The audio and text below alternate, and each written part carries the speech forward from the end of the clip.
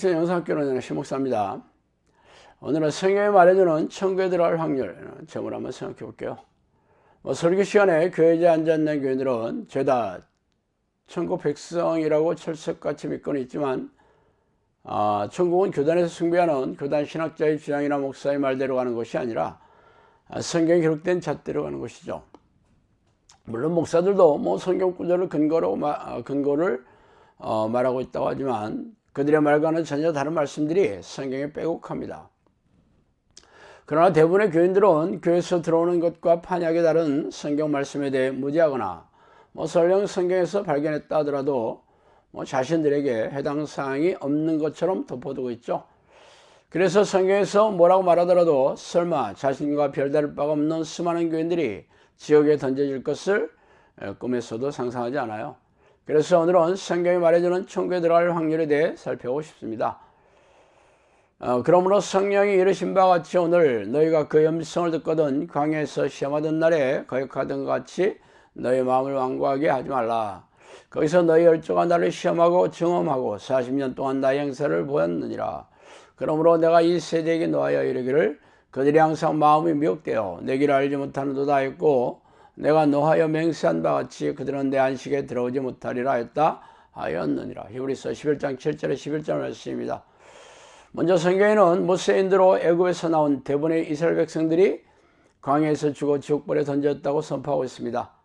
그들이 누구입니까? 그들은 아브라함과 야곱의 혈통으로 애굽에서 노예로 살면서 고통스러워서 울부짖는 백성들을 보시고 아브라함과 야곱에게 주신 약속을 기억하셔서 모세를 보내어 10가지 재앙으로 애굽왕 바로에게 내리셔서 젖과 꿀이 흐르는 가나안 땅에 이끌어내신 그런 놀라운 사건의 주인공이었죠. 그러나 애굽에서 나온 거의 대부분의 백성들은 가나안 땅에 들어가지도 못하고 광야에 죽어 지옥불에 던졌습니다. 그러나 이들이 하나님의 능력에 대해 무지한 게 아니라 경이로운 하나님의 기적과 은혜를 수도 없이 체험한 사람들이었다는 게 놀랍죠. 애굽에게 내린 10가지 재앙 이외에도 홍해를 가르고 매일처럼 만나를 먹고 옷이나 신발이 헤어지지 않았으며 날마다 구름 기둥과 불기둥으로 인도하시는 하나님을 체험했게 말이죠. 소위 은혜 받은 걸로 말하자면 이들을 뛰어넘을 사람이 세상에 또 어디 있겠어요. 그런데도 이들 대부분이 하나님의 진노를 받아 지옥불에 던졌다는 게 기이할 뿐입니다. 그 단서는 위에 말씀에 있죠. 그들이 항상 마음에 미혹되어서 그렇게 되었다고 말이죠. 미혹이라는 말은 속인다는 뜻입니다. 즉 누군가에게 속아서 하나님의 진노의 대상이 되었다고 말이죠. 그래서 구체적으로 미혹의 현장을 한번 성경에서 찾아보겠어요. 레위의 증손 거세 손자 이스라엘의 아들 고라와 로벤 자손 엘리압의 아들 다단과 아비람과 벨레스의 아들 온이 당을 짓고 이스라엘 자손 총회에서 택함을 받은 자 곧 회중 가운데 이름 있는 지휘관 250명과 함께 일어나서 모세를 거스르니라. 그들이 모여서 모세 아론을 거슬러 그들에게 이르되 너희가 분수에 지나도다. 회중이 각각 거룩하고 여호와께서도 그들 중에 계시거늘 너희가 어찌하여 여호와의 총회 위에 스스로 높이느냐. 민수기 16장 1절 3절이죠. 이 내용은 고라와 다단과 지휘관 250명이 힘을 합하여 모세와 아론을 대항하여 일어난 사건을 말하고 있습니다. 그들은 스스로 거룩히 여기며 자신들에게도 하나님이 함께 계시다고 하면서 말이죠. 이렇게 말한 이유는 하나님께서 자신들이 고통스러운 노예의 삶에서 구출해 주시고 놀라운 이적과 기적을 통해 젖과 꿀이 흐르는 가나안 땅의 소유자가 되게 해주신 의도를 짐작하고 이렇게 정했을 것입니다.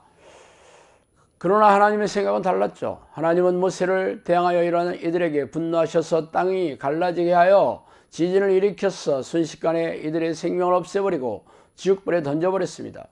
이를 지켜본 이스라엘 백성들이 받았을 충격이 어땠으리라는 짐작하기 어려울 정도죠. 이들의 재앙을 지켜본 백성들은 패닉 상태에 빠져 공포의 도가니에 사로잡혔겠죠. 그러나 더욱 기막힌 사건은 다음날 일어났습니다. 이튿날 이스라엘 자손의 온 회중이 모세와 아론을 원망하여 이르되 너희가 여호와의 백성을 죽였도다 하고 회중이 모여 모세와 아론을 칠 때 회막을 바라본 즉 구름이 회막을 덮었고 여호와의 영광이 나타났더라.